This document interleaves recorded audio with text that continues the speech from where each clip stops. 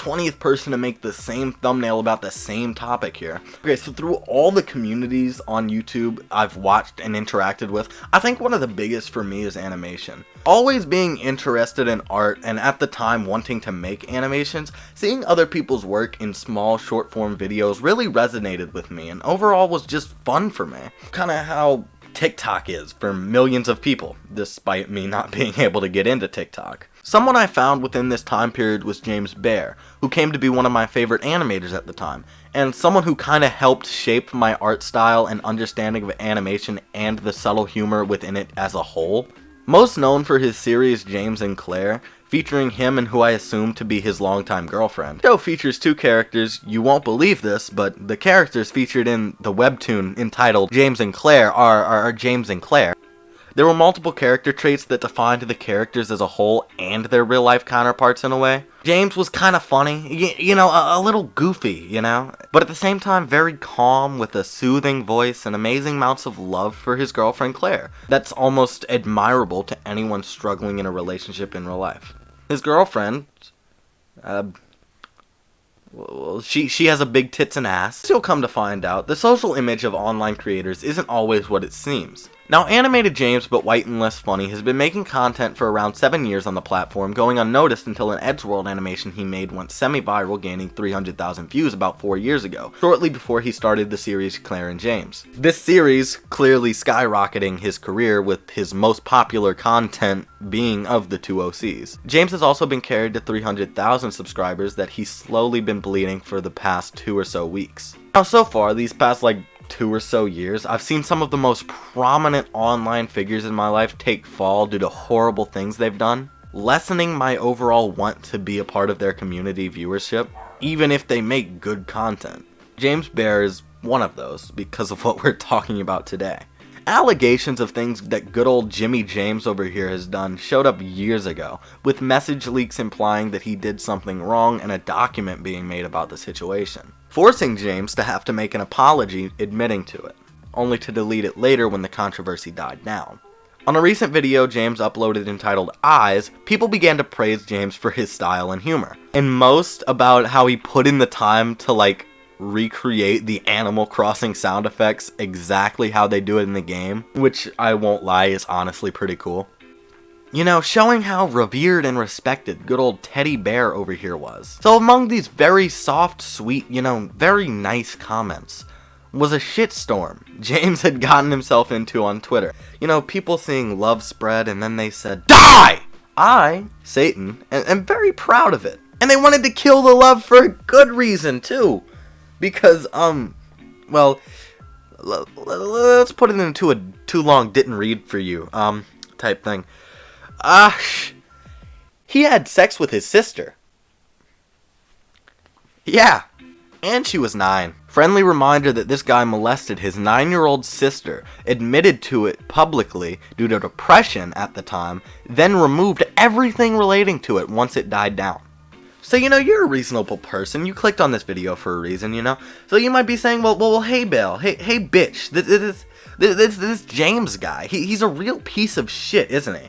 There's no possible way you can morally grandstand us and try to justify it, right? And to that, I would reply, yes, he's a terrible fucking person for what he did. And the excuses made were utterly bullshit, and frankly, he should be ashamed of his actions. I most definitely will not be trying to justify or say something like that was right in any way, shape, or form. Misdirection. Because when other YouTubers say stuff like that, it usually means that they can justify the actions. But I hate this motherfucker now, so I couldn't justify this shit if I tried. Man's fucked his 9-year-old little sister. He's fucking nuts. I think I said nunts instead of nuts just now, so, heads up, grammar mistake.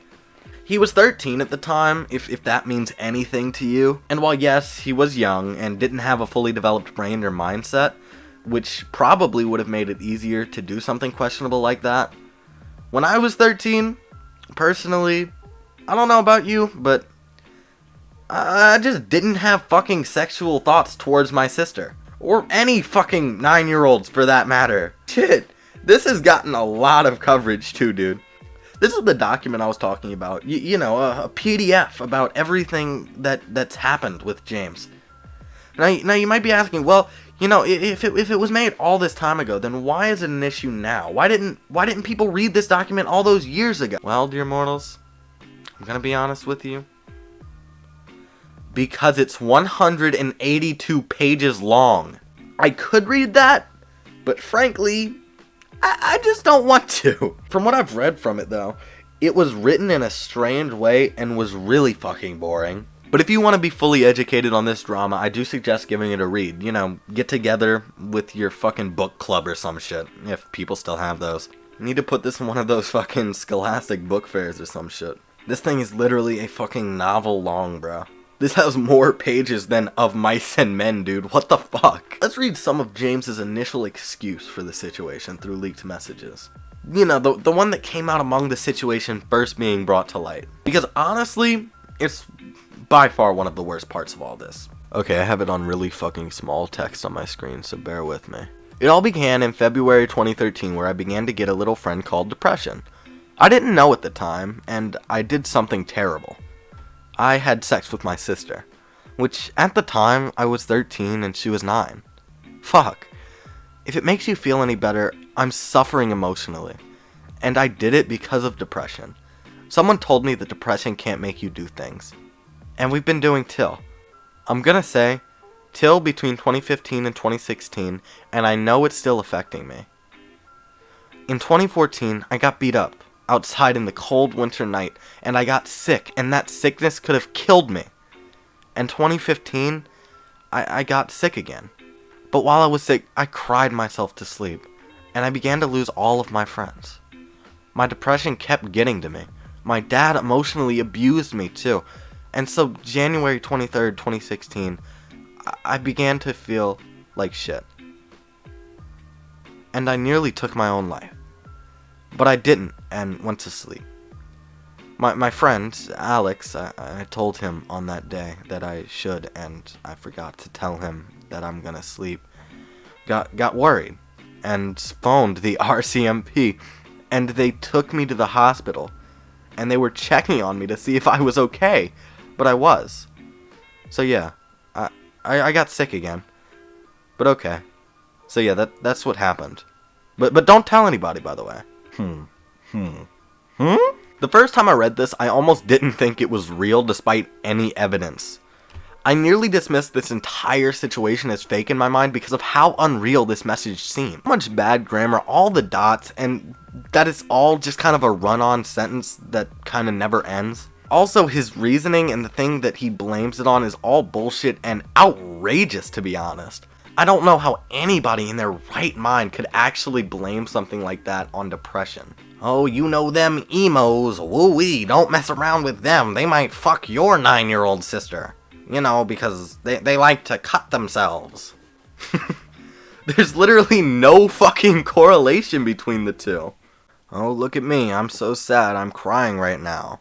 Off to fuck my little sister. This guy is deranged. Depression is a terrible thing and really ruins or affects the lives of probably more than half the people alive right now. It's one of the worst things to happen to a person, and I'd wish it on no one. The side effects can be deadly and terrible for the person dealing with it.